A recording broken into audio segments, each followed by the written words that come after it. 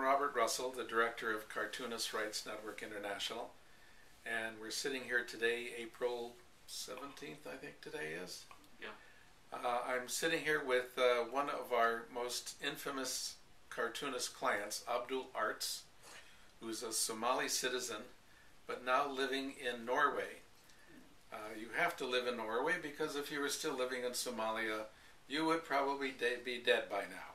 Exactly, because as you know, I've been cartooning in Somalia, Mogadishu, and came from there. Probably Norway is the place that I can feel safe. I can continue my work. Yeah, it's an amazing trip that you've been on too. You spent, I think, at least 2 or 3 years in Cairo. Exactly. And you went to Cairo to escape what was happening to you in Somalia, and then you had to leave there as well. First, get us started with when you started cartooning in Mogadishu. How old were you when you first had your first cartoon published? Probably I started cartooning when I was like teenager. I got the talent that I can draw cartooning when I was in a war country, Somalia, war country. I remember drawing my first cartoonist was like, you know, I started by drawing my artwork, cartooning in the streets, explaining, drawing some slogans against the warlords and encouraging the Do you mean drawing slogans on the walls?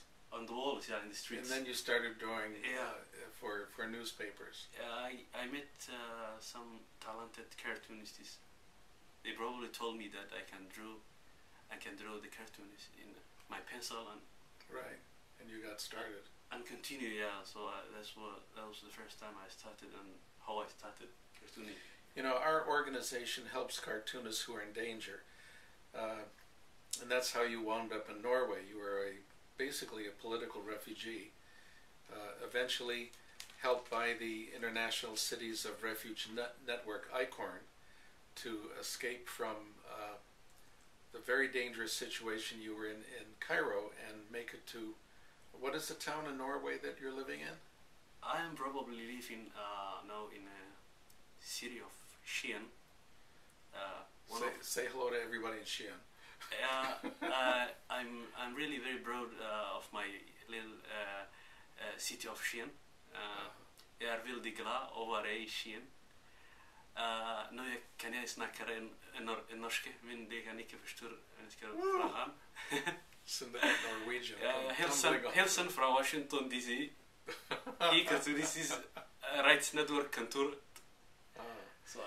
What was the political situation in Somalia that made it so difficult, dangerous for you to draw cartoons? In Somalia, I think everything that involves freedom of speech or it has been considered in crime.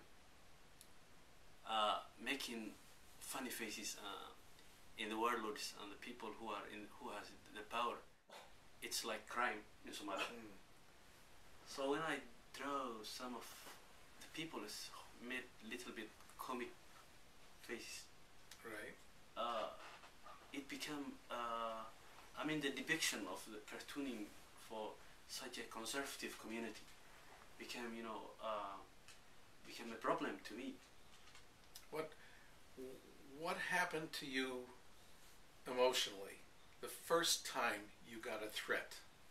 I remember what were the circumstances? I remember the first time I got threatened. It was when I drew a cartoon that I called Osama bin Laden, Chicken bin Laden. Chicken bin Laden. Yeah. So all of the city were they got angered, and we have been threatened, and the newspaper. Some of the people came to the newspaper and they threatened to kill us. They shut down for weeks to the newspaper, which was called Panorama newspaper, one of the most famous newspapers in Mogadishu. So it was really very difficult time. RSF also condemned that. Reporters Sans Frontier Exactly. condemned the action against the paper. Condemned the action against the paper. What year was this? But I don't. Probably it was 2003. Okay. But I don't stop cartooning for peace and expressing my own idea. But what was what happened to you emotionally when you found out that your cartoon could have killed you? I worried because I could be, I worried that I could end up in, for example, in a murder, for example, against from the militants which was ruling in the country and the warlords, because in Mogadishu it's one of it's most dangerous city in the world. So there was lawless. Anybody could attack you. Anybody could kill you. And there's impunity also. Complete impunity. Complete impunity. Nobody. Why did you decide to go to Egypt? I couldn't have a choice really. That I could go. I was finding a place that I can draw freely, stay. I knew that Egypt was also under the regime of Mubarak, but at least I was thinking that I could get a safe place better than Mogadishu. And was it? Exactly not, because the threat is coming also to me in Cairo. Who was threatening you? Probably Cairo is under the influenced by the powerful groups of Brotherhood. Also, the delegation of Somalis were one of the people that I was worried, they could target me, and I get threatened. Some of them, the diplomats in Somalia. Really, the diplomats themselves were under orders to harass people like exactly. I remember one of the days I was in Cairo. It was an attack when I drew a cartoon against Al-Shabaab. Really, I was very happy that I escaped of them, and it makes me to think about it. And finally, I get CRNI and ask them to help. And I know help was a long time coming. A lot of times, human rights workers in developing countries or in dangerous countries don't understand how difficult it is to get through the diplomatic hoops that we have to jump through to get someone out of one country of danger into another country of relative safety. It's an incredibly difficult and complicated diplomatic process if it's done through the diplomatic process. Really, it was a process, I remember waiting for a long time to this. But finally, series of refugee icon and CRNI together, cooperation together, we get, me and some prominent cartoonists like Arifur got safe haven cities in Europe that we can really express our freedom for freely. They are supporting our artwork. They are supporting to us to get audiences, and I'm really very proud of those organizations for their support. Really, without ICRON and without CRNI, a lot of writers and cartoonists could be probably in danger. Well, thank you very much for the compliments.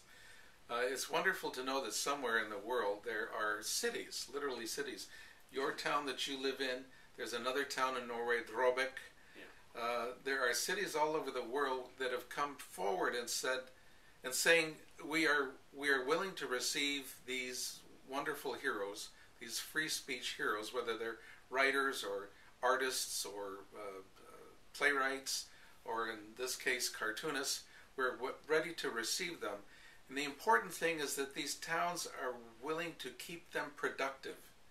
If they can't produce cartoons in Mogadishu, and he can't produce his cartoons in Cairo, now he can produce his cartoons in Norway. They can be on a blog, they can be on websites, they can be in newspapers. He can even send them back to his newspapers in Mogadishu. They can still print them. But now he's pretty much out of the target area of both the terrorist organizations and the political organizations that would stop free speech. Exactly. One of our examples is to take... There's a lot of powerful and big cities in the world. I pledge and I ask them to help the freedom of speech, to help the cartoonists and the writers in danger. In the 2 years, 1 year, whatever, I think it's a very big thing to help some person who can't speak out. I would ask other cities, big cities in the world, all over the world, wherever they are, in America, Europe, in Africa, when they could to join us, to join cities of refuge, to host the writers, to host the freedom of speech activists. That's what it's a wonderful way to defeat censorship. Exactly. Everything that was done to Abdul Arts in Somalia, to shut him down, to close free speech, to put an end to criticism of these horrible regimes, has just been defeated because organizations like ours and organizations like the International Cities of Refuge Network make absolutely sure that while you can be threatened, you can be sent out of your country, you can be made into a refugee, you can't be made to stop. Exactly. And you continue your hard work, you continue your work for freedom of speech. As you remember, we in April of 12th of April we headed to the Somali embassy and the Bangladesh embassy by telling directly to the diplomats to stop the censorship, to protect the free speech. That's one thing that we get because of the freedom. The cities that respected the freedom of speech. We were we ran out from the diplomats and the governments, and now we are talking peacefully, directly, telling to respect the freedom of speech. Right. Yeah. It's a wonderful story. Wonderful. Abdul, thank you very much. It's been a wonderful pleasure meeting you and having you here in Washington, D.C.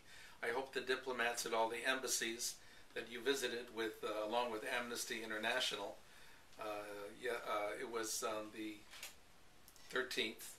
Is it on the 13th? 12th. Yeah. 12th. It was on the 12th. Get on the bus. Get on the Bus activity of Amnesty International. It's a wonderful event every single year. We hope more and more people come out next year in 2014 to get on the bus with Amnesty International and Cartoonist Rights Network and International Cities of Refuge and actually take direct action in front of the embassies of countries that are trampling on your free speech rights. Thank you very much. Thank you, bro.